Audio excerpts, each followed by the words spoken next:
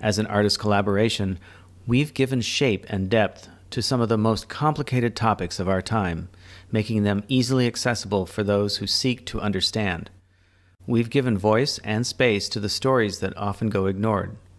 Please take a moment to consider being a patron, make a donation, or join Rockfin. Thank you.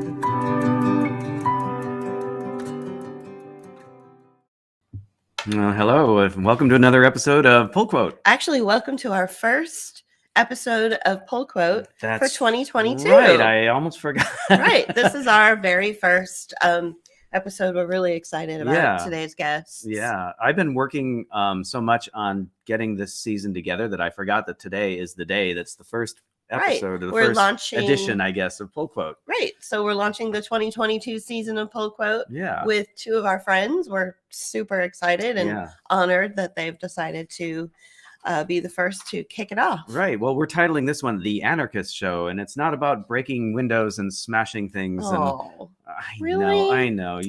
I know you want to do that, but you know, the smashy, I know you like that, but this is not about that.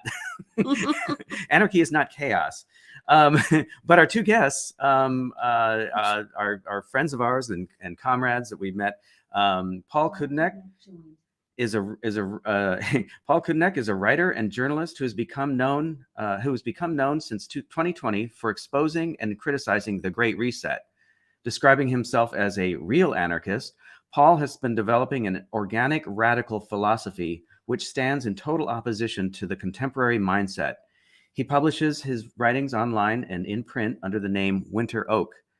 Dave Amis is a longtime activist who currently puts his energy into South Essex Radical Media, which is committed to bringing about radical change through a mix of propaganda and practical action.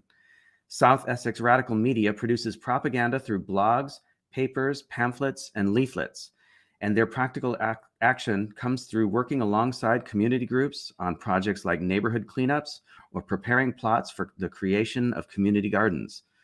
One of the good things to come out of the age of COVID and the Great Reset is that we've been able to meet and call Dave and Paul our friends and comrades. So welcome to Pullquote, Dave Amis and Paul Cudenec. And by the way, Dave, who is not, I don't see you. Let's see. Dave, can you see us? I can see you, yes, no problem. Okay. We don't see you right now, but you know, I meant to ask you before we started recording, how do you pronounce your last name? Because I'm using a pronunciation I just thought was correct. Yeah, it's pronounced Amis. Amos. Okay, my apologies. Okay, there you are. Amos. Okay. Well, it's funny because my brother lives in a town called Amosville in Virginia, right? So I should have known that better. But how is everybody? How's everybody doing? I know we're having right. Well, over here, not too bad. Things could be better. Could be a lot worse. It's a very unusual situation here in England we're getting away quite lightly in relation to other home nations in the UK, such as Scotland, Wales, the north of Ireland, let alone the rest of mainland Europe. So, yeah, things could be a lot worse, but we're not complacent by any means. Things could change quite rapidly. Yeah, we have to be prepared for that. As we all do. Yeah. Right. Paul, can you hear us? Okay. I can for the moment. Yeah, you do. Okay. The connection's not that great, but carry on. Yeah. Yeah. Okay. There you are. We were a bit frozen there for a moment. How are things going where you are in France? Well, I'm surviving. Yeah. I mean, I'm slightly sheltered from the worst excesses. Just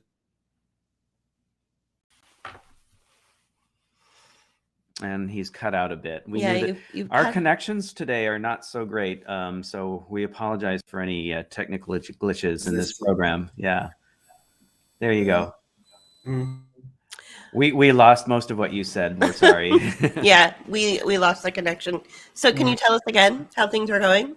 Well, things are pretty authoritarian in France, as you probably noticed.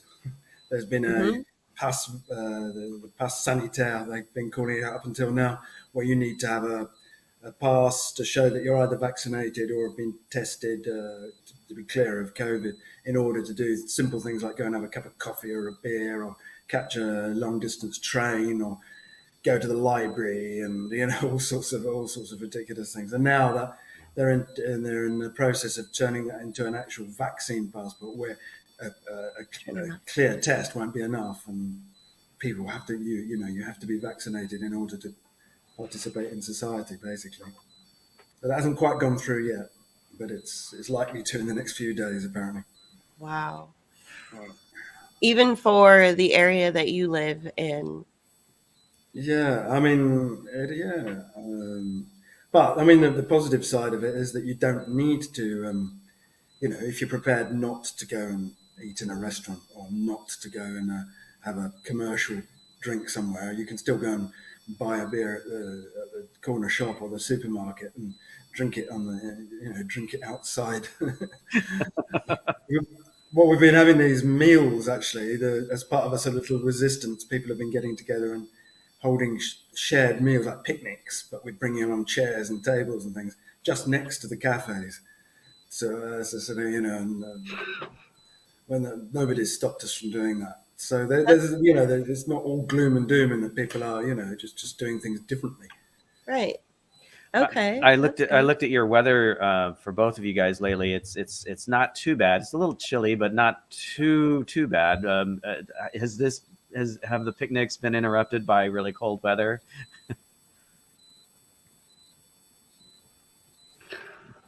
Paul, have the picnics outside the cafes? Over here. Go ahead, Dave. Yeah, over here, that's not really been a tactic to have that yet. I mean, it may be something that happens during the summer if they do bring vaccine passports in. But it is wait and see. It's definitely something people will consider. But obviously at the moment, knowing the English, we'd be quite happy to have a drink or a meal outside. It's in our nature. You said the English enjoy a meal outside or a drink outside? Certainly a drink outside, yes. Yeah. Yeah, it's a different culture. The French culture is very much eating meals rather than drinking beer. Yeah, that's right. for sure. Yeah.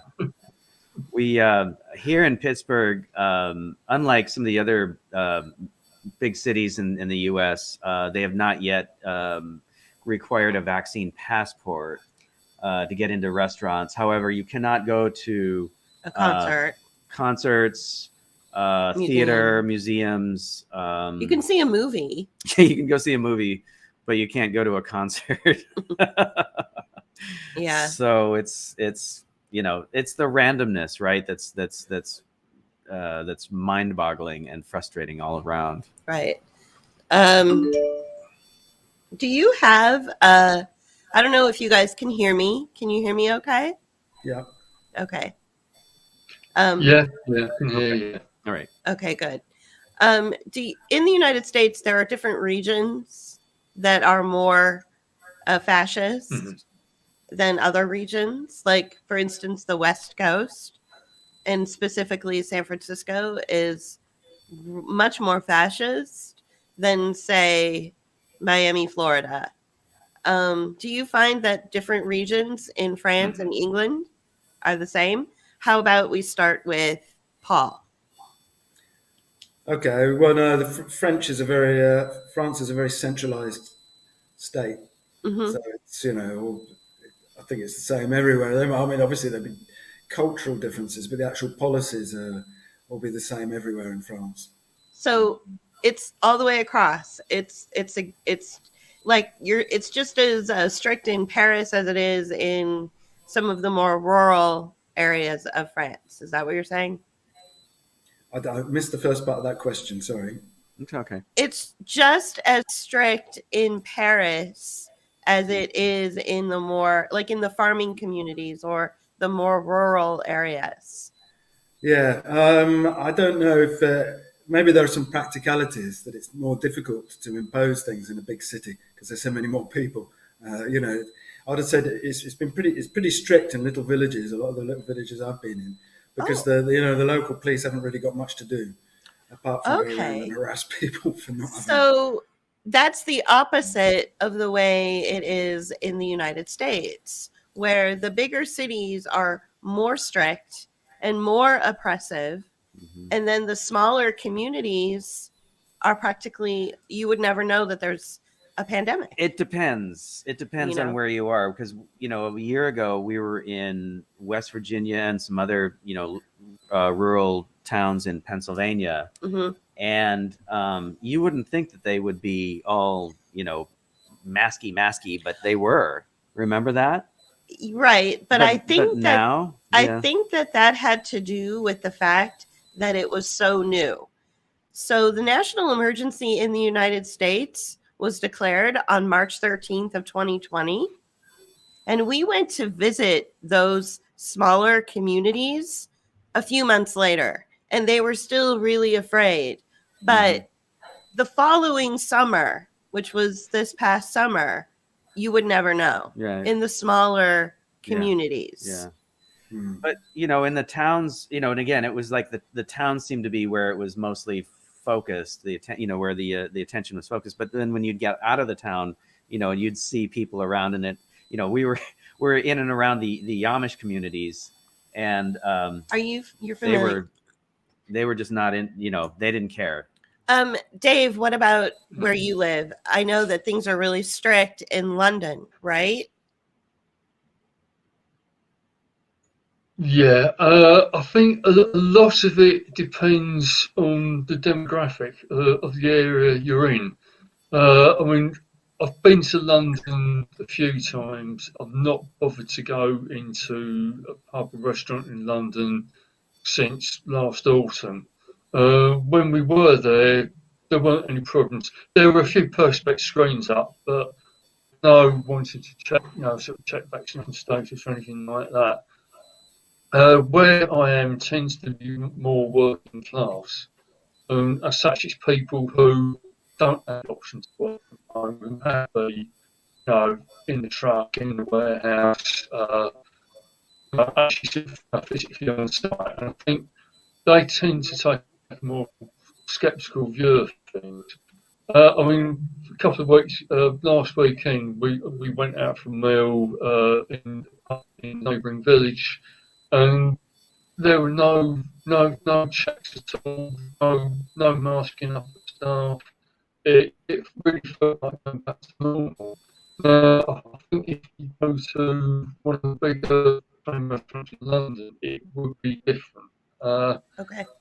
So it really is. It really does depend on class, you know, and generally not as a complete rule, but generally, the more working class an area is, the more relaxed they are about it. It really depends where you are. Yeah. Right. So just for our audience sake, Dave said what we have been saying from the very beginning, which is that this is a class issue. Where we live in our community, it's very poor, very working class, and they seem to be not only targeted, but they also seem to be, there are other things in their life that are more important than worrying about getting a shot or wearing a mask. It's class war. This is something that we've been saying from the very beginning. There are people who we know who are very well off, who have had multiple COVID shots, and they're quite healthy. Whereas there are people in our neighborhood who have had 1 or 2 COVID shots and they're dead. So I feel that this is a targeting of the class structure in every way, not just targeting their health, but also targeting their income opportunities, all of it. And I think going back to what Dave was saying, it's like what we've been finding is people around here. We lost Dave. We lost Dave. Is that our the folks around. There's Dave. Okay. You can bring him back. Oh, let me bring him back here. I have to bring you back. Okay, there you go. What I'm going to reiterate also what you said is what we've been finding with the folks around here is they're less likely to put masks on unless they have to. Right. So to get on the bus, they will, but they don't generally walking around the neighborhoods. You go further into, like, say, downtown Pittsburgh, and the professional class will be all masked up, and but the working class, the folks that when they don't have to, they don't. So right. the janitors and the security people and the maintenance people. In fact, if you see construction crews in downtown Pittsburgh, they are not, they never do. Yeah, they never do, and they never have. So, and generally they come from outside of the city. So, right. It's interesting how it plays out that way.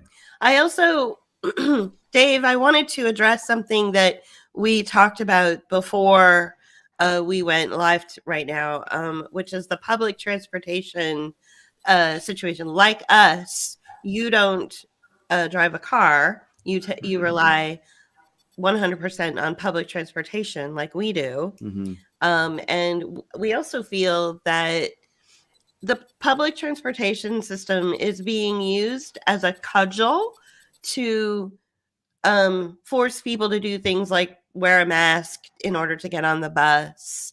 And of course, that's behavioral training, right? Tell us about your experience taking public transportation where you live in England. Right. Well, when it comes to the buses, the drivers generally are quite strict. To be honest, I don't use the bus that often. I use the bus once every 2 weeks. That's about as much as I use it. I use the trains a lot more frequently. And unless you're actually in one of the central London stations, where it's very strictly enforced, particularly on the underground, at our way, it's, to be honest, the rail operator haven't got the staff to enforce it. And I think if they're being honest, they know if they try to enforce it, it would spark off a confrontational situation they wouldn't want to deal with and could get out of hand. So I think, they do, the message is, out of respect, wear one if it gets crowded. And they're generally leaving it up to people's common sense, So if you feel you need to wear a mask, wear one, particularly if it's crowded. If it's not, they're not that worried about it, to be honest. I think that what they're worried about is putting people off travelling and losing more revenue than they've lost already. Yeah, okay. Yeah. Interesting. Paul, do you take the public transportation in your area? Not very much. There isn't very much, actually. But there's a few buses, but not. Yeah. It's quite a rural area. So, yeah. Okay. And you mentioned something about the lift off someone. Or, yeah. You mentioned something about the long distance trains are problematic for you. Yeah, well, I can't take them now. No, not without. It's going to be without a vaccine. Without a vaccine, very shortly. Previously, I could have done it if I'd taken a PCR test. Yeah, I can't remember how. I haven't actually tried to do that. I haven't tried to do it, but I could have done it. But now it's not even going to be possible. So. Yeah. Wow. Yeah. So they're going to implement vaccine passports in your long distance train railway system. Yeah, interregional trains. Interregional train. Okay. Not the very local, not the very local level, but Right. All right. yeah. Wow. That's insane. Wow. Wow. Okay. So, well, speaking of like pushing back or, misrule, misruly Julie, let's back up a little bit because for our audience, to give us some context, we called this the Anarchist Show because, we wanted to get a different perspective on all this stuff. Paul, can you give us a quick, and then I'll come back to you, Dave, but Paul, can you give us a quick, like, sort of thumbnail of like where, generally, because anarchism is a big, broad thing, right? But, generally what it is, where it fits within the context of the political spectrum in the world.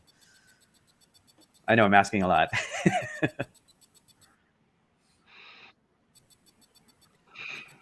Paul? Yeah, I missed the like where it fits in the context of just the political spectrum of the world. Just a thumbnail of anarchism. Well, for me, it's the way that we're meant to live. It's people working together, cooperating in a natural way, with on the basis of mutual aid and solidarity, and shared decision making, and deciding our own needs and how we're going to fulfill our own needs. And to me, it's just a natural way of living that has been removed from us by power, which has come in and said, no, you're not allowed to do that. You have to work for us. We make the decisions. You need a state. Without the state, you'd all just collapse into chaos. Anarchy is used as a synonym for chaos by people who aren't anarchists often. Whereas in fact, it's the existence, it's the destruction of that natural cohesion in society and our natural tendency to cooperate, which creates all the problems, and then it creates the very social problems which the state then claims to be necessary to resolve. We need law and order because people are all disputing amongst themselves now. People are not living well because of the whole the hierarchical structures and of exploitation and so on and so forth. So it's not really left or right. It's not really left or right. It's beyond politics. I think it's beyond what we think of as the political. Right. I wanted to. Can you hear me? Okay. Both of you. Just about. Yeah. Just about. Yeah. Okay. Paul froze up there a bit. Yeah. Dave, how about you? I know in our conversations in the past, you've kind of said, well, I don't know if I really want to call myself an anarchist anymore. Right. But from your perspective, how do you see anarchism and how it fits into the world and your perspective? Basically, I just see it as taking control of our lives right at the grassroots where we live in our communities. No, it's about resisting any attempt to rule us from above. It's about us as communities, as neighbours, deciding how we want our community to grow, to develop. A lot of the practical action we've done over the years has involved encouraging people to start taking care of their housing estates, to start doing community gardens, to start cleaning the estate up properly because the local council can't do the job properly. Another initiative we've been helping out with is our local park, which about 11 years ago was a no-go area. It was a crime hotspot. Local residents just said, right, this isn't good enough. They started doing clean-ups and it went from there. The residents now actually run the park, and they've built a cafe there with meeting rooms that operates as a community hub, a community centre. It's fairly it's not perfect anarchism, but it's very non-hierarchical. And it's it's a practical expression of residents taking over at the grassroots and actually taking control of what happens in their community. And I think that is how I see things. It is about just taking control not just how your community runs, but also your own food production. That's something we talked about a lot, is actually, community gardens, community food growing, community food banks. It's about, if we can control our own food supply, we have more control over our lives. Right. So it really is all about just that, bringing everything back to the grassroots, and it's us who control it in our neighbourhoods with no hierarchy on top. Right. That's great. And I like how you use the word practical action. I asked you about direct action, which is more of a term that we tend to see in anarchist circles. But I like how you're bringing it into even more into the everyday. I feel like direct action actually got co-opted by the liberals during this Great Reset period. A little bit. We've been seeing examples of that, at least in Pittsburgh, especially during the first few weeks of the lockdowns and and the national emergencies. So I like that term. That's really cool. Practical action. Practical action. We tried doing something like that around here, and we started getting some traction until COVID happened, and it just kind of everything fell apart. Right. But we were taking it an approach of, because this is America, everything has to be about business and commerce. And so what we did was we started working with local business, local small businesses, local bakery in the neighborhood. Yeah, because we have a lot of small businesses here. And we started a group that was the business owners, but we also included homeowners and renters, people who are residents in the neighborhood as well. So it wasn't just a commerce thing, and started having meetings and emphasized that everybody would take a turn at leading the meeting, so we were trying to just gently nudge them into the whole, non-hierarchical thing, and not have presidents and vice presidents and a committee and and this, that, and the other thing. So we were getting there. We actually cleaned up a lot across the street from us, and did neighborhood cleanups, and we were actually trying to get that lot to become a community garden, but we got a lot of pushback from the local council. Right. So much so that we were just we don't need this. Right. We don't need this. And plus, we're newcomers to this area, so we really were seen as interlopers. So right. We really backed off from that. But we understand, where you're, what kinds of actions you guys are taking, and I congratulate you for being able to accomplish that. That's really amazing. Can you guys still hear us okay? Did you catch all that?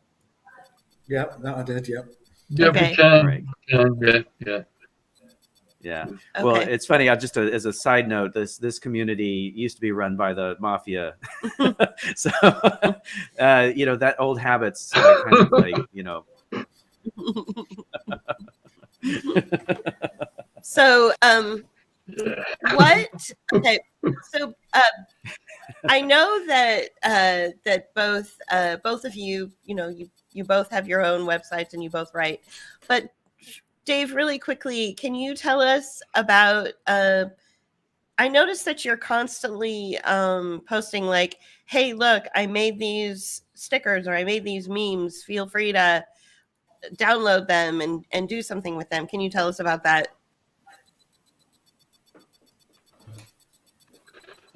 Yeah, well, by trade, I was a sort of graphic artist, graphic designer, and photographer, and I just thought, well, put my skills to some use. And I think one of the barriers to getting our ideas across to people is these papers that are just full of grey blocks of type. And what I wanted to do was just simply try and communicate to people, just using some very sort of punchy short slogans and images and cartoons. Okay. How it started was about 10 years ago at a protest outside Basildon Council, where we used an image, a cartoon of sort of an angry crowd, the Angry Blobmen, which is a reference to the Peasants' Revolt. And some of the people there said, you're being utterly puerile. And we kind of like, okay, fine, well, we've actually adopted that as part of our brand. We find that people respond a lot better to, you know, particularly where we are. It's just something that's quite simple, quite punchy. Although some of the stickers, like at some point we took a wrong turn. I think possibly a little bit too deep, I don't know, but it's not the most literal one we've done. But it's just experimenting with different ways of getting the idea across, and seeing how people react to it. Another one of the London protests I was on, after I finished handing out the papers, I put out stickers, and people were really enthusiastic about, what was on the designs. They really loved it, so that's great. Yeah. So it is just about, trying different ways to get an idea across. Yeah. Okay, good. Yeah, cool. I'm gonna stop sharing that. Let's see, where are we? Hide on stream. Okay. And it's funny. We were just talking to a friend of ours in Chicago, and he just kind of independently came up with the idea of putting stickers over the restaurants, that the windows of the restaurants that have the sign out there that say, you have to have a passport in order, you must be vaccinated to get in. He started putting stickers over those signs. And so I think that it's that kind of activity is a great way to, it's not necessarily a message to the restaurant owner, but to the people that are coming in and out, or the people who are walking by, who may not agree with the passport, and have that same attitude and go, oh, you know what? Somebody else feels the same way I do, Right. And so it's a great way of getting that message out. Did you want to talk about other media that's going on? So Paul, what are you working on these days? I know you're always putting out stuff on Twitter. And I love reading your organic radicals. And it looks like you've been updating them here and there. What's going on with you in your output? Well, I'm working on another book actually that is, should be coming out in the next couple of months.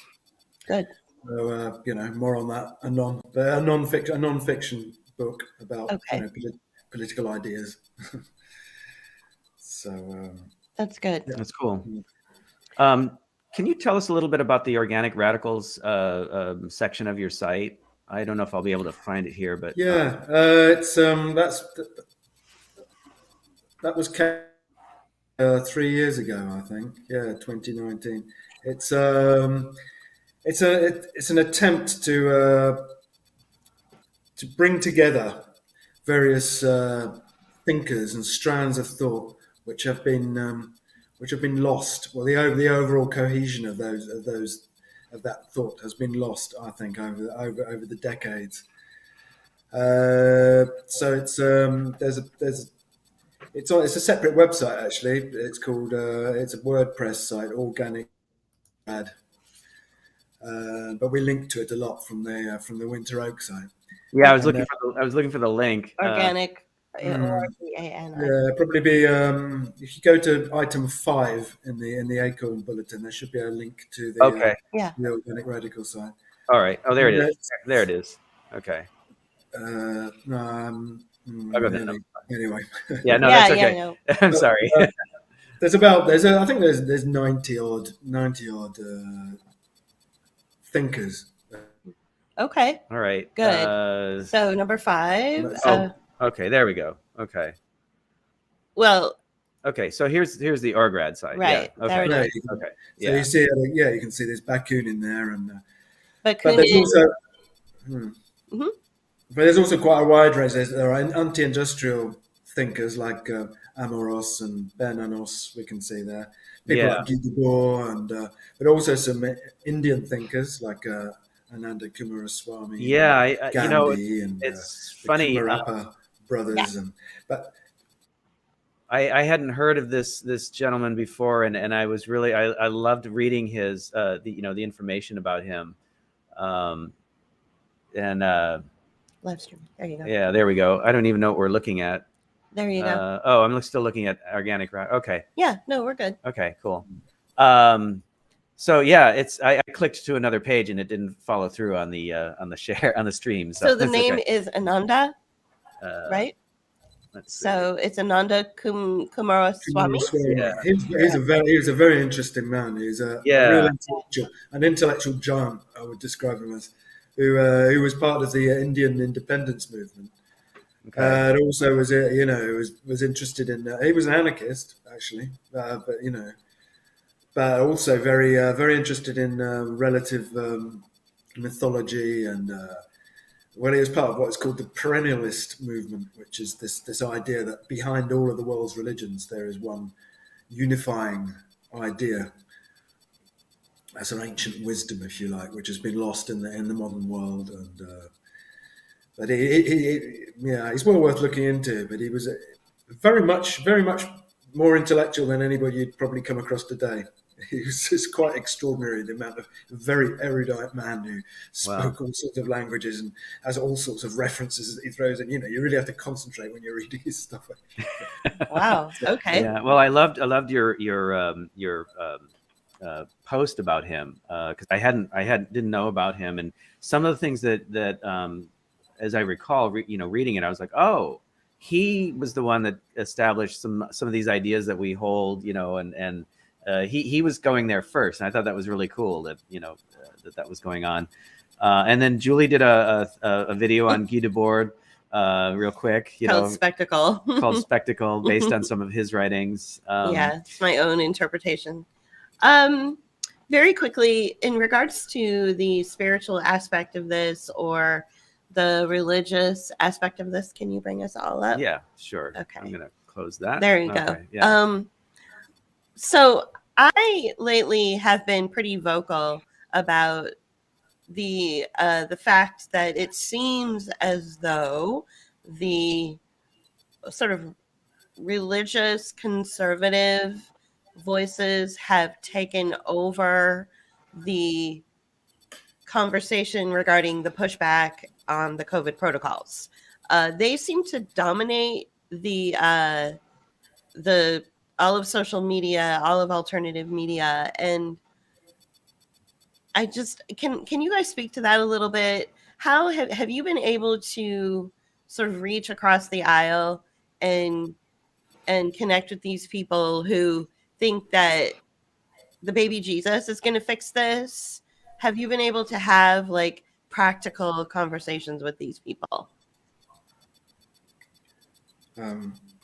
No, I haven't had a real conversation about that. But what I can do is I can recognise that people, though they're starting from a different belief system, it's not the way I see spirituality.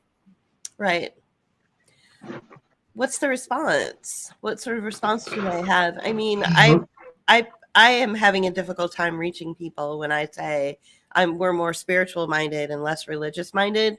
We don't think that this is going to be that we don't think that God will be able to fix this. We actually think that people in general are going to end up, fixing the problems that we have right now. Go ahead and put it back on the screen. So that we lost Paul for a second there. That's okay. So we don't actually think that religion is going to fix this problem, but more like what Dave was talking about earlier, practical applications of direct community engagement. And I just, I don't know if it's because of the part of the country we live in, where there's a lot of religious people around here, especially from Christians. Christians seem to dominate the culture and the discourse. The discourse. Can you guys speak to that in your communities or in general? I know that there's a lot of Twitter action that you guys engage in. So maybe you've come across some people who think that this is a spiritual war, and a lot of the influencers out there who are really popular have called it a spiritual war as well. And I'm really trying to get away from that and focus more on the fact that it is the merging of government and corporations, which is fascism. And that's what's really the problem here. And that if we start to wander into these territories of it being like a spiritual war or an attack against Christianity, we'll end up losing ourselves into fighting for something that we don't need to be fighting for. Does that make sense, Dave? It does. I mean, in terms of my own particular community, to be honest, I know a few Christians, but they tend to be on the other side of the divide regarding restrictions and everything else. I've only really encountered this in some elements in some of the protests I've been on, in that there is a Christian presence there. Conservative of a small c. It's not an all-white Christian presence. Quite a few of them are people of colour, people of African origin. So most of the protests are going are quite a diverse sort of range of people. So yes, the Christian element is noticeable. Away from the Christians, a few of the people I talked to on Twitter do think there is a spiritual element to this. I wouldn't want to dismiss it. It's about our basic humanity versus techno-fascism. I think that to me is that aspect of it, that spiritual aspect of it, is something that I would want to focus on, away from organised religion. I think we can split the two apart from each other. Yeah. Okay, I appreciate that. I do. Yeah. Yes, thank you. Yeah, I agree. I mean, I think it is a spiritual war. It's a war of doing of right things, everything that is right and everything that is in favour of life and well-being and humanity, and against there's people that can, to me, I mean, I don't usually use the word evil, because it's same here. Misused for so many centuries that I sort of shy away from it. But when you look at what they're doing, and when you look at some of the people involved, not least. Right. So you are frozen. Frozen, yeah. Okay. No, go yeah, ahead. but keep going. You're back now a little bit. So although I don't use the word evil very much, when I look Right. at Tony Blair and Trudeau and Macron and the rest of them and what they're doing and their agenda, well, it's pretty close. Maybe we need a different word without the age-old religious undertones of the word evil. right. I agree. I think it's sadistic, really. I think that I understand people want to recognize this as a spiritual issue, a spiritual war. Well, attack on the thing that makes us human, that you can't point to, those unmaterial, those immaterial things. Right. So I know. I mean, I really think in practical terms. Like, for instance, in 2015, Barack Obama signed the executive order, Behavioral Insights, in order to benefit the American population. And this is basically a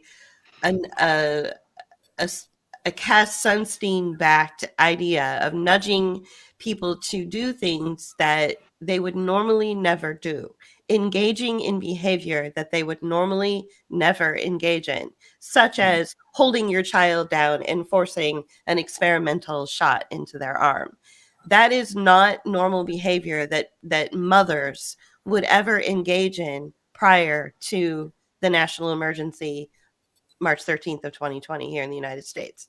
So these kinds of applications that are pervasive throughout the media, throughout your workplace, through even your churches are, talking about the importance of wearing a mask or getting a COVID shot.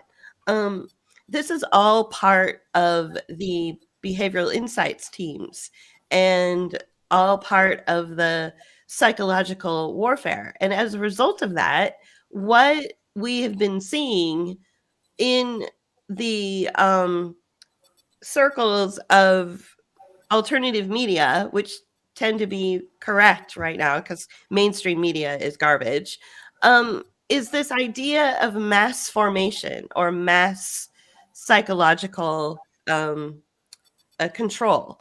And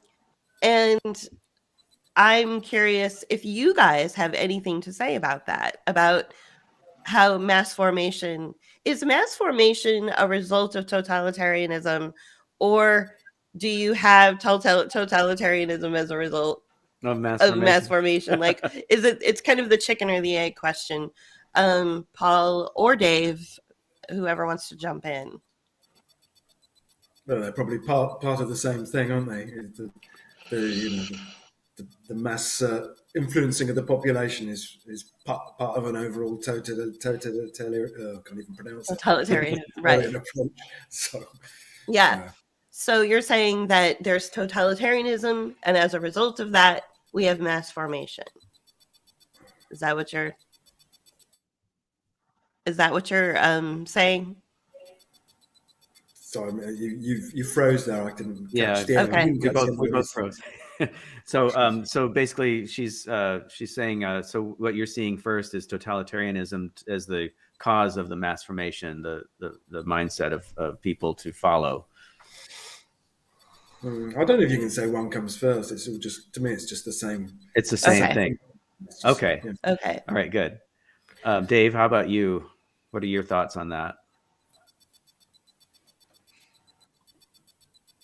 I think, we live in a mass media age, so there's always been, since you've had mass media, there have always been attempts to influence how the population thinks, whether that's just consumerism, buying a certain product, voting a certain way in an election. I think what we're seeing is just an acceleration of that and a repurposing. Okay. So I think, we've had over here what is basically called nudging. People have been nudged into certain ways of behaving and thinking, aided and abetted by the media, who have gone completely overboard on the whole divide and rule thing, promoting the whole fear agenda. And thinking back in it, some people I know have really got suckered into that, and that's former activist comrades who I just can't work with now. And these are people I thought were quite intelligent people, have fallen for this whole agenda of fear. I think I don't think you can put one. I think that they're both working together with each other. You can't say it's totalitarianism, then mass formation, or the other way. I think they both have a symbiotic relationship with each other. It's actually difficult to pull out where one started, which one started first.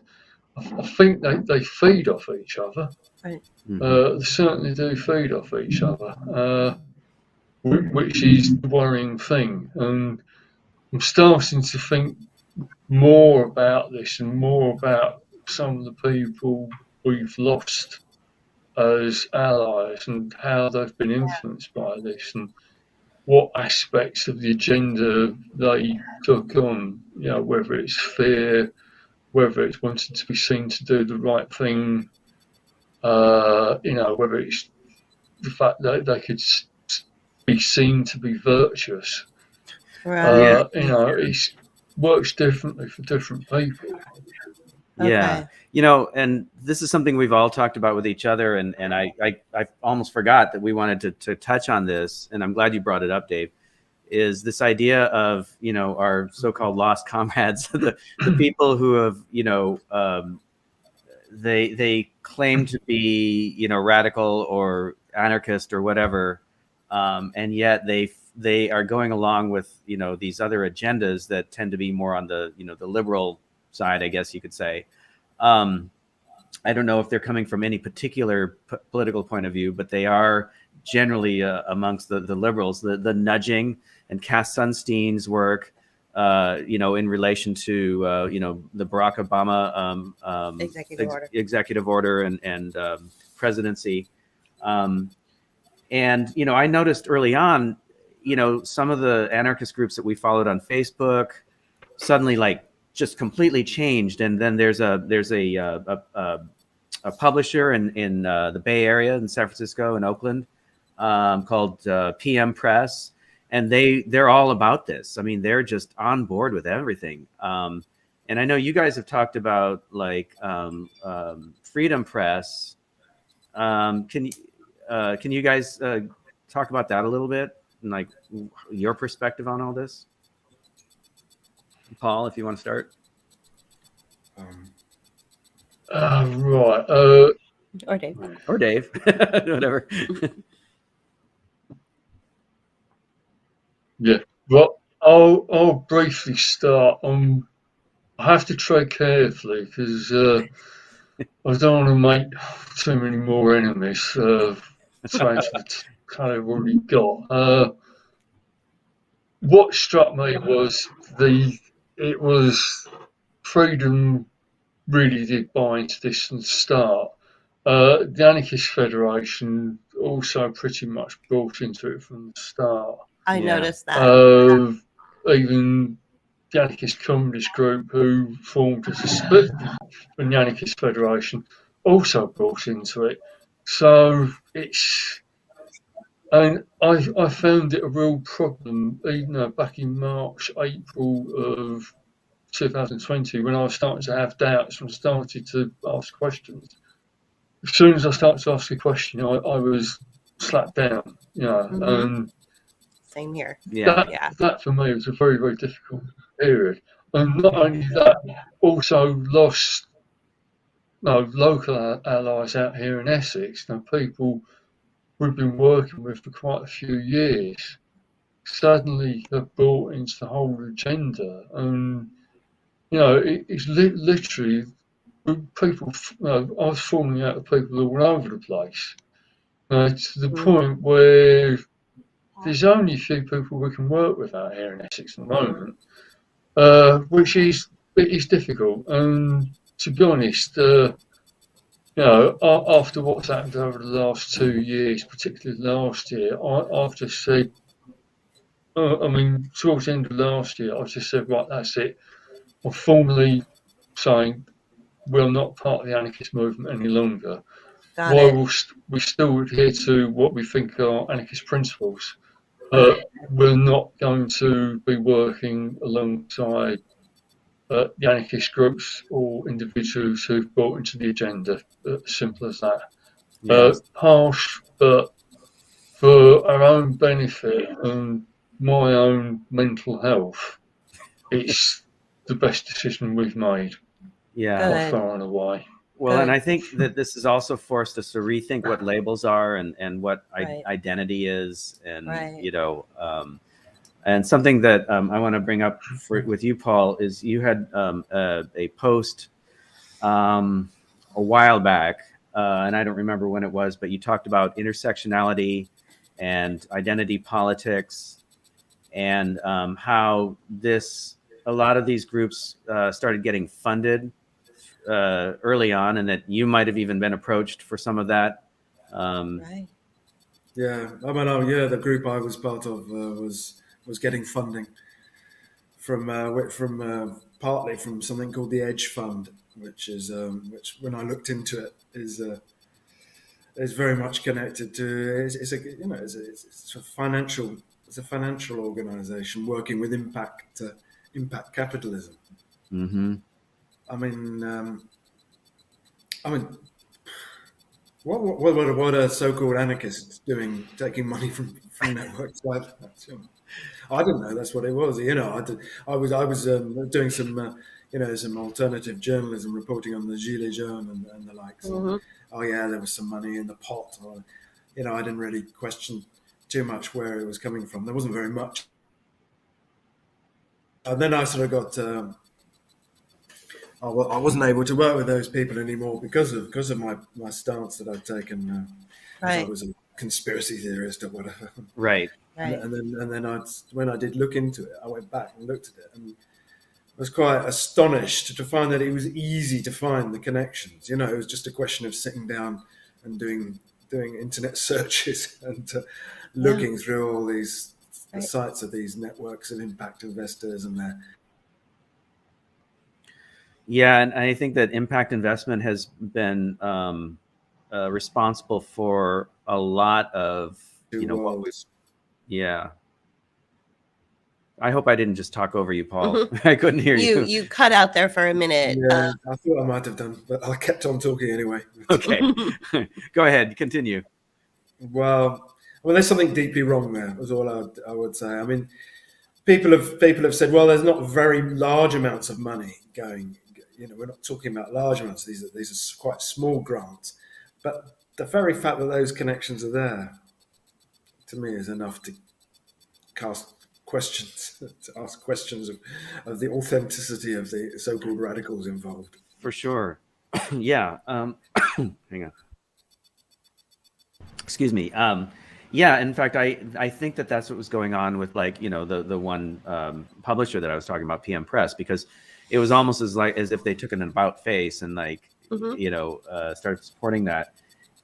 But I think there were some other things that were going on earlier on too, where there were certain positions, certain ways of thinking. Blame and shame was taking place for a number of years, and I started seeing that in some of the anarchist groups on Facebook. There was one that had taken a very anti. Well, yeah. After this whole thing happened, I said, hey, I'm out on the bus and I'm with the people and I'm feeling healthy and I got just scourged. Right. And just you got attacked. I got attacked very hard. How dare you take a bus with the working class? Right. But before that, I mean, there was this group was very anti post-left anarchist. They were very anti green, the deep green anarchists or the anti-civ anarchists, because they were claiming that those people did not want medical technology or help, or they were denying people medicine and all this kind of thing. And it was just a really strange thing to walk into, to hear that conversation going on. Was that something that you've noticed for a long time, or is it something new? You asking me? Oh, sorry, Paul. Yes.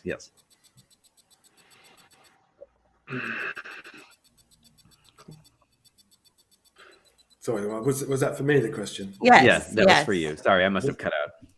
Yeah. Whether I've noticed that something wrong with the overall political view, ideology of so-called anarchists. You mean whether there's something? Yeah, I mean, I noticed it even when we were a few years ago. We were investigating.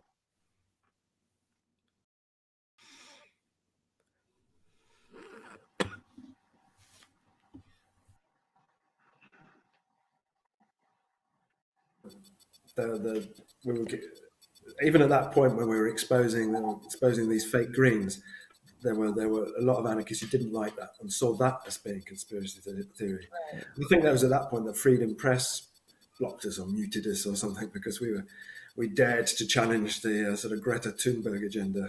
Right. Mm-hmm. Right.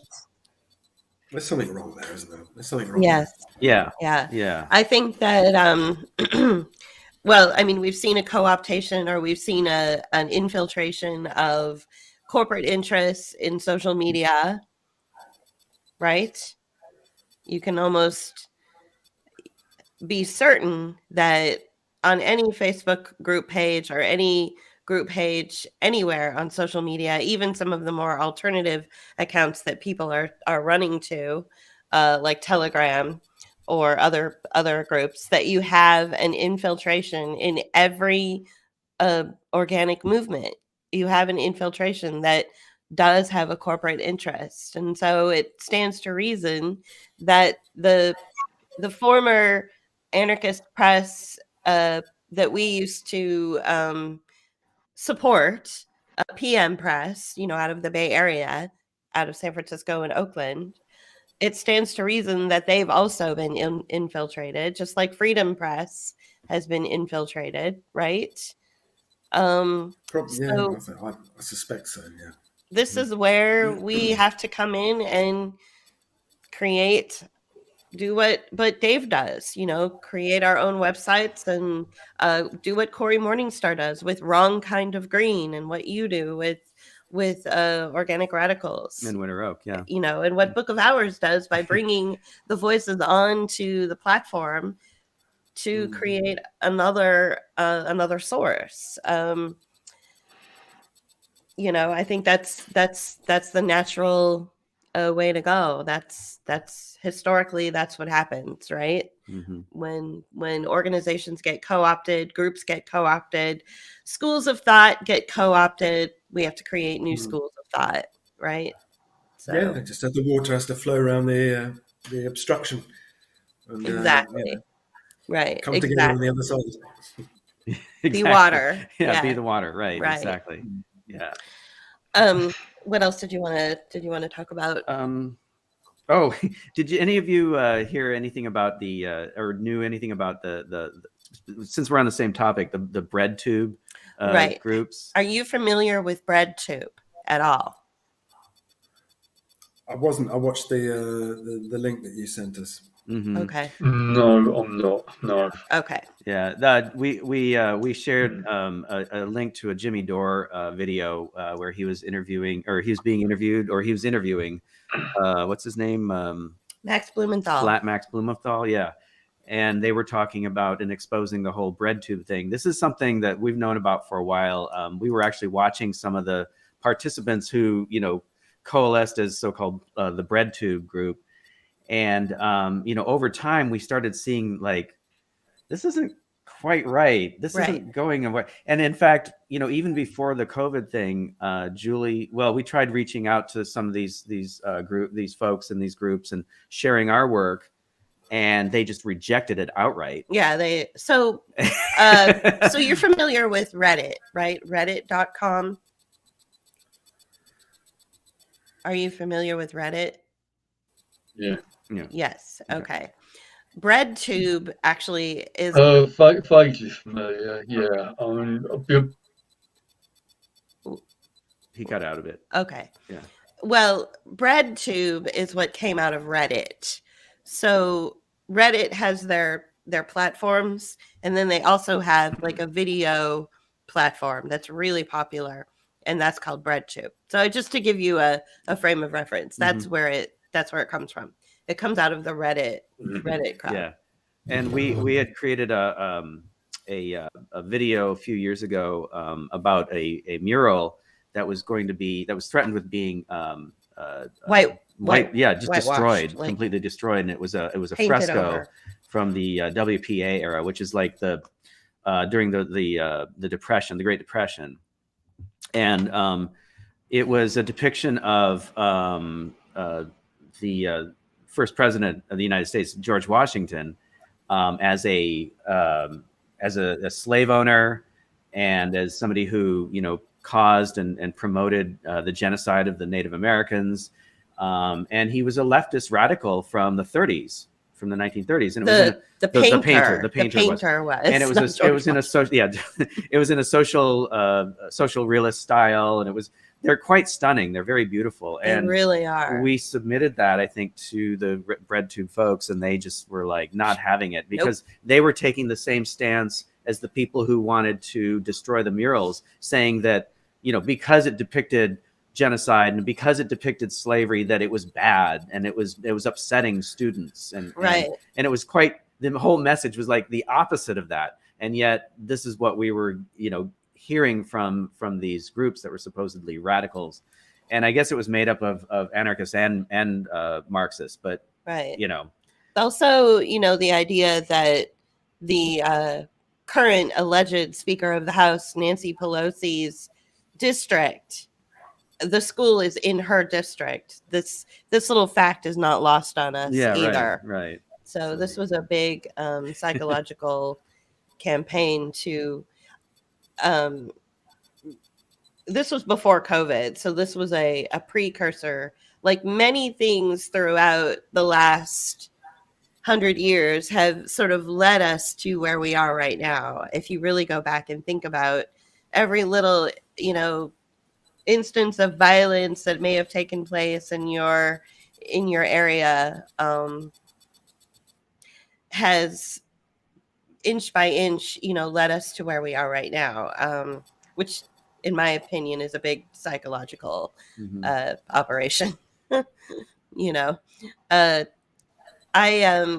you find, you can answer this if you want, you don't have to. We have discovered over the last year or so that many of our friends have been marginalized by their family members, having to take a COVID test in order to come to Christmas festivities at the house, or to dinner, to just have dinner with the family, knowing that other family members are not participating in these COVID rituals. Have you seen anything like that in your lives as well? I haven't had any. For me, fortunately not. No.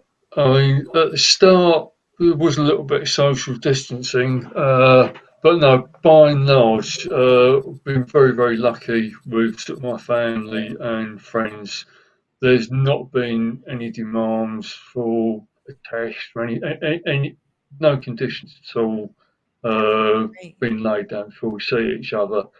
Back in 2020 when we did meet up, they did want to meet up outdoors, but no, fair enough. It was summer. It wasn't an issue. No, to date we've not seen that.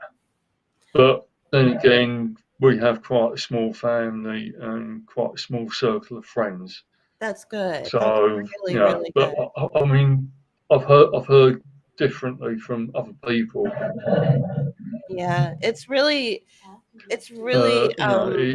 So I've heard differently from other people. It has been Right. Paul, what about you? Dave just said that he doesn't really have these issues. I feel like over the last year or so, I've become like a personal counselor to my friends who have been marginalized and pushed aside, pushed to the outer regions of their family of origin. It's really sad. It's really heartbreaking. Do you see that in your community at all? Do you see other people who are suffering and pushed aside as a result of their choices? Oh, I've heard accounts of Yeah. that sort of thing. And you mentioned, was it you who mentioned that you're doing these you're getting together with people and having meals next to the cafes that are requiring like vaccine passports and things like that? The meals, did you say? Yeah. Yes. Yes. That's been happening all over France over the last. That's great. 6 months. I wish people would do that in the United States. They don't really do that. People are very. There's a lot of cliques in this country, I think, and so people tend to not be as social. There's a lot. I think we're seeing a rise of loneliness and a rise of suicide as a result of that loneliness and being pushed aside. I'm just wondering, for instance, in 2020, we had the highest rate of child suicide in the United States that we'd ever had. Do those kinds of statistics, do you see those kinds of statistics happening in France at all? Or do you see people just kind of still getting together and being social and being healthy? Paul.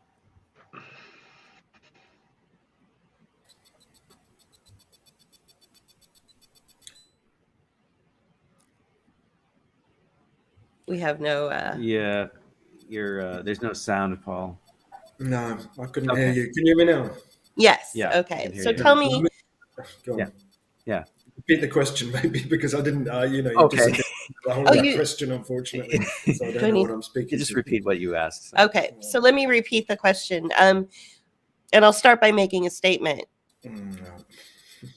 Can you hear me? Now, yeah. Okay. So in 2020, we had the highest rate of child suicide Yeah. that we had ever experienced in history as a Which is very result of. Right. So are you seeing the same thing where you're living? Do you see that also no, in I France? don't know, actually. No, I've not heard of any. Okay. I've not heard of statistics. Or Okay. anything. And then the second part of that question was, are people? Do you find that people are still like gathering together just as much as they used to, or is there? Are they really responding to the fear porn that's going out there and scaring people not to get together? I get the impression that to start with, in the early months, people were genuinely scared, but I don't see that now. I think people are getting together again. Yeah, Okay. I don't sense that there's anything like that happening now. Okay, that's good. Yeah. I feel that in Europe, people tend to push back a little bit more than they do in the United States. Do you feel that way? Yeah, maybe. It all depends on how it's done, but yeah, it does feel like there's more protesting going on. Have you guys? So there's a transition. Have you guys been participating in any protests or any sort of action related to opposing the COVID initiatives? You guys go to protests? Yeah. You do? Yeah, yeah. I mean, I've been on a few of the London street protests. A mixed bag, to be honest. Some were good, one was not good. Last one I went on was probably the best one. The numbers aren't great. They're certainly not matching what what I've seen over in Paris. I mean, the last one I was on was probably about 8,000 to 10,000 people. The biggest one I was on back in the summer was probably about 40,000 people. It's fair size, but it's not. No, we're not talking about the poll tax in 1990, where it was 150,000 people, 200,000 people, and things happened. I'm going to actually be going on protest in London this coming Saturday. This is the paper I've got already printed, ready to hand out. So I'm going to be there handing papers out, talking to people. So if anyone sees you waving this about and has seen this, it'd be nice to say hello. That's great. That's Yeah, cool. that's Yeah. But yeah, good. I've also been doing quite a lot of stickering and a bit of postering as well. Good. So doing what we can to get the message out, and obviously talking to people face to face, taxi drivers, people like that. So there's a range of interventions. I don't know what next Saturday's going to be like. I've got a feeling it's not going to be large, but we'll see. Just go along, see what happens, hand out the papers. Hopefully get a positive reaction and then see where things go from there. So at the moment, the situation in this country is in a state of flux. because of leadership. We may be getting a new Prime Minister soon. We don't know. So until that's sorted, we don't know what trajectory we're on, and that does affect turnout at protests. So we'll see. Wow. Yeah. Okay. Wow. No more Boris. Right. Paul, you started to talk about going to what's it like? Dave mentioned Paris. I mean, how about the rest of France? Is there more pushback, you think, or less?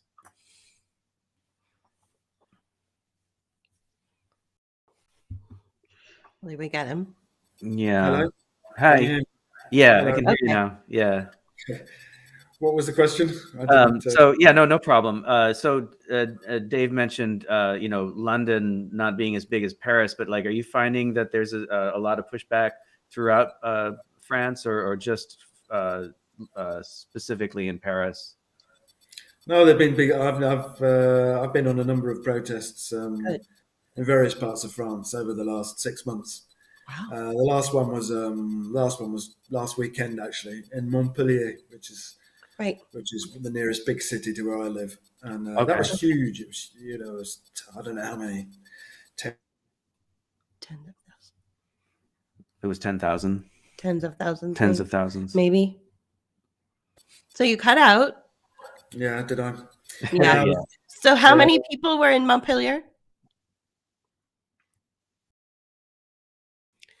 It was massive, and there were all sorts of people, from all different backgrounds and ages. There were quite a lot of young people. That's the first time I've seen that there. That there was a large number of sort of a student age, high school and student age people, and it was very impressive. And that was that was just last weekend.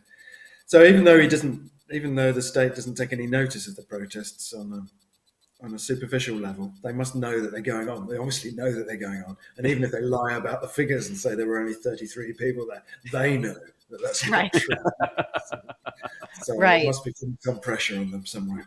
Yeah. Okay. Yeah. And it's empowering for those of us who go on the protests, obviously, because that's great. You're part of a great wave of people. That's not just a few little strange eccentrics who don't want to be part of their system.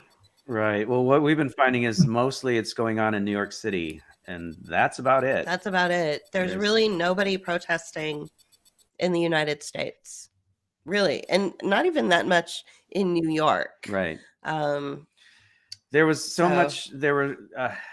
I think that the people who were protesting at the beginning of all this, a lot of the farmers in Michigan and other people in other states, they were not people who there were people who were not used to going out and protests and understanding that it's a regular thing that has to take place, and they got so vilified in the media that they basically backed off. Yeah, because they didn't have the organization, because they didn't have a history or a background in doing these, taking these types of actions, and so they got spooked, I think, really, and just backed off completely.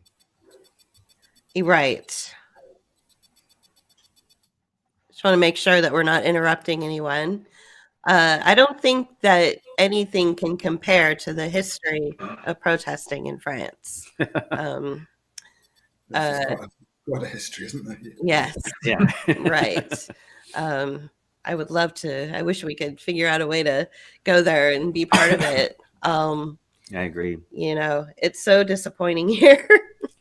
So frustrating. Well, is there anything else that you wanted to talk about? I think we covered it. I know we had some technical issues with, dropping in and out and getting, the feed. I think it's just because of, the distance between us. Yeah. Can't be avoided. Yeah. So I apologize for any, choppiness in our conversation, but were there any sort of final thoughts, last ideas? Oh, there goes Paul. Dave, I'll ask you then. Do you have any sort of final thoughts and follow up? Paul Cudenec joined. Dave? Right. I say from our position here in England, there's a lot of uncertainty at the moment. I posted a piece last night on the Stirrer, basically saying it's actually difficult to work out where things are going to be, how things are going to pan out.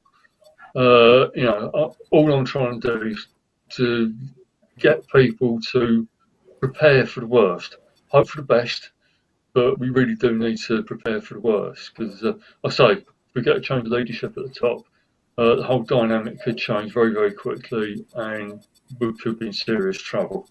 So, no, I think there's a long, long way to go before we're going to get there. Yeah. I agree. This is, an uphill battle. I feel that what's happening in the UK and what's happening in San Francisco, it feels like they are the driving forces behind this. Sometimes it does. It's not like I have, 10,000 hours of research to back this up.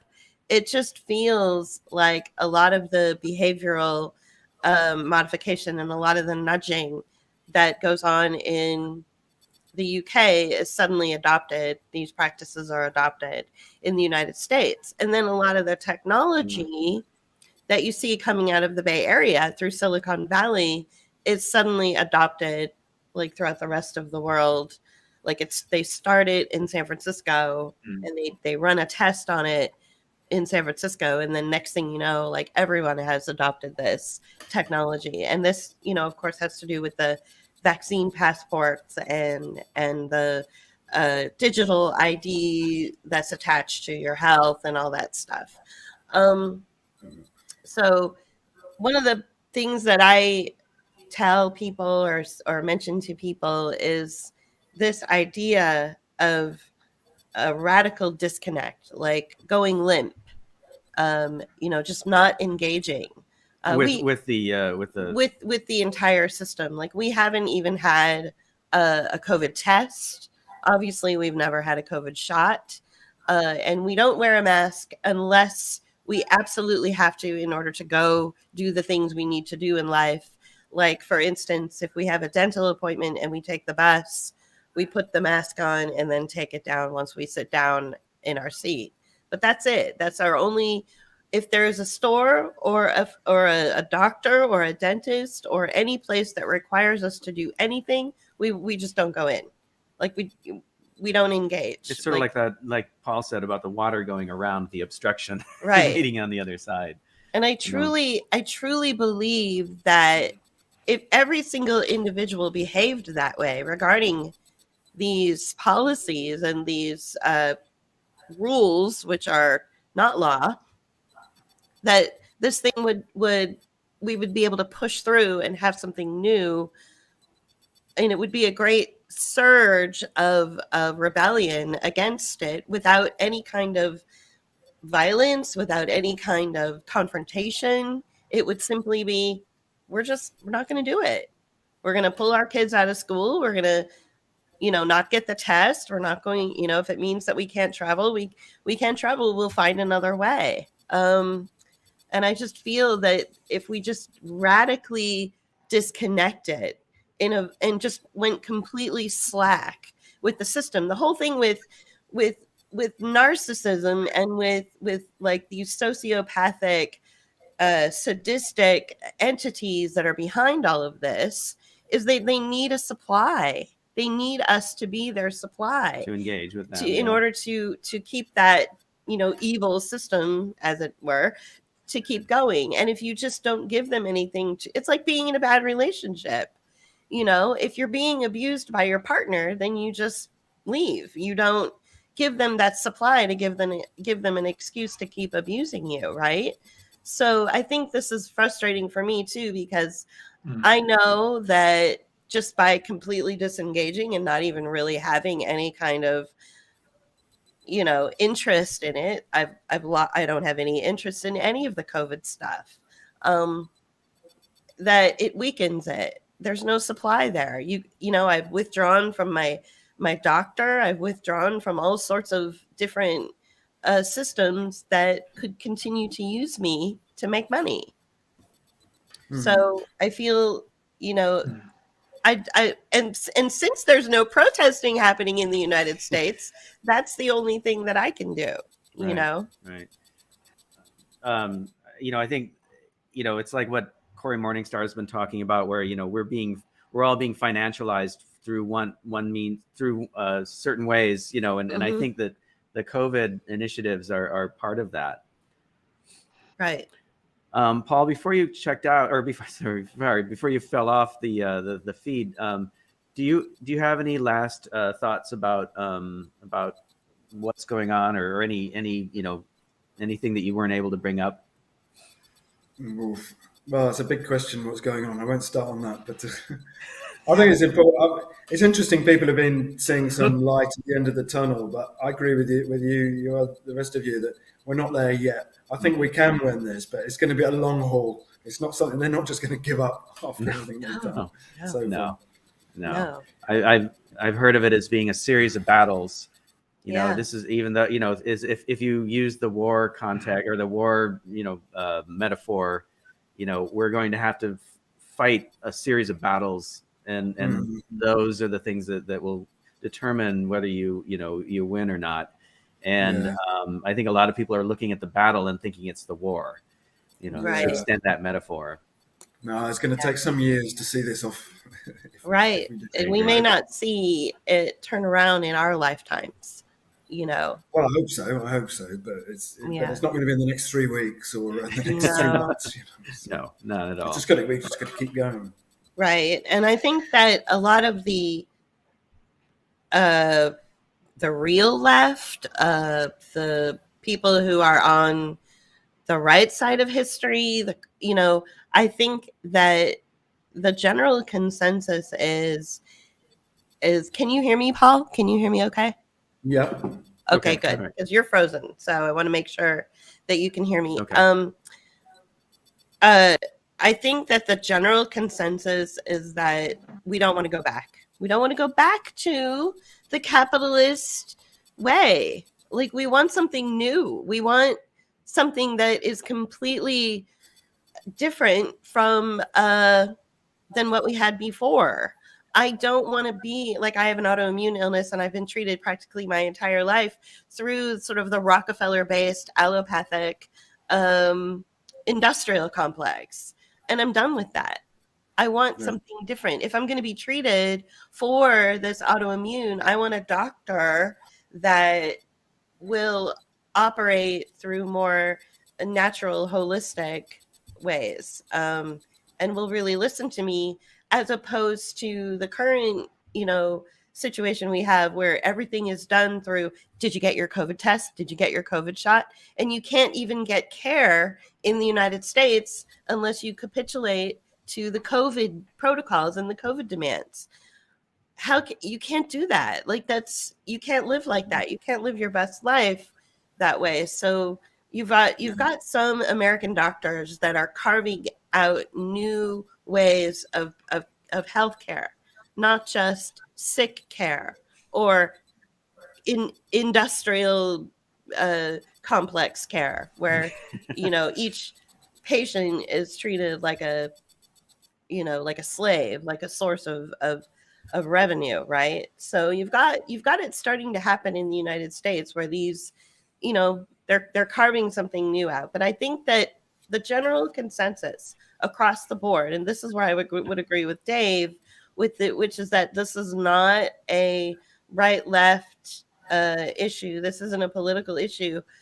So you've got a general consensus across the board, from conservatives all the way to anarchists to communists, whatever, is that we don't want to go back. We don't want to go back to what we had before, which was a for-profit grift, which was a way to make money off of individuals' energy, but to something very holistic and very organic and something very new. And so hopefully we can, get there in our lifetimes. I would hope so. And that we could bring what we have, like what Dave has and what you have and what we have, and Corey and all of those people, and even some of the conservatives we know, we could each have a specific talent and bring that into this new age and into this new world. Yeah, so that's my I'm a cheerleader. Come on, we got to do it. You know? So yeah. Agreed? You're frozen. Everybody- Yeah, Paul. I agree. Thumbs up. Yeah, totally agree with that. You know, absolutely agree. Okay, thank you. I appreciate that. Yeah, I think the general idea is we just don't want to go back, Yeah. you know. Mhm. Yeah. All right. Well, I guess we're going to wrap this up. Yeah. You guys, thank you for putting up with the technological problems and the and being here on a day that you could be giving to other things. We both appreciate you coming on board and talking to us and being part of our first show in this new season of Pullquote. We're really happy you were both able to join us. Thank Thanks you very much. guys. Thank Yeah. you very much. Yeah, it was good to absolutely. see you both again. And just hang on one sec and we will be right Yeah, back. it's good to see you. Yeah. Thank good, you. Good. Thank you. All right. Cool. All right. We'll be right back with you. Okay. All right. See ya. All right. Well, Okay. gosh. Well, you know, I just hope that the conversation feels like it was fluid enough for people to follow. I think that it, you know, it's difficult with the time zone. I think that, you know, it depends on what sort of internet connections they have. I think that's and, what it comes down to, is you that, know. you know, is and how we're being squelched, you know, Yeah. and we could very well be squelched right now Right, as because well. we have a really strong connection and a really strong platform over here as far as the technical aspect Mhm. of it. So if there was any technical glitches or anybody fading in and out or issues with the feed, it wasn't us. Oh, I see how this is working. Okay, Julie. No, what I'm saying is I agree with you is that Yeah. it was probably something outside of our control. Right, beyond our control, Right. for sure. Yeah. Yeah. So, but anyway, I hope you guys enjoyed the show. We enjoyed, you know, having our guests Paul and Dave on, and I hope people got a better idea of what, you know, at least a thumbnail idea of what anarchism is about. It's not chaos. It's about what I love. There was a T-shirt I saw years and years ago, and it was "Anarchy is self-control." And Yeah, basically, basically, so, that's what it is. Yeah. Cool. Well, we have a great lineup of shows coming up. Our next guest is Ragnar Bolin. Ragnar right? Bolin. He's Okay. the former choir, or the former Director of director the for San the Francisco Symphony. choir. No, or choral. Choral. Yeah. Chorus. Right. Right. So and so he'll be next after the show, and you guys just keep supporting our work. We really appreciate our patrons, and for those of you on Rockfin, thank you for your tips and donations. And we hope that you will continue to join us for this season of Pullquote. Yeah. Great. All right, and we will see you also on Bookmark. But in the meantime, we'll see you next time on Pullquote. Great. Thanks. Bye. Bye-bye. Pullquote is made possible by our patrons and supporters. You can help us continue to do the work that we do by becoming a patron at patreon.com/bookofhours. Join Rockfin or leave us a tip at rockfin.com/bookofhours. Or leave us a one-time donation at paypal.me/bookofhours. Thank you.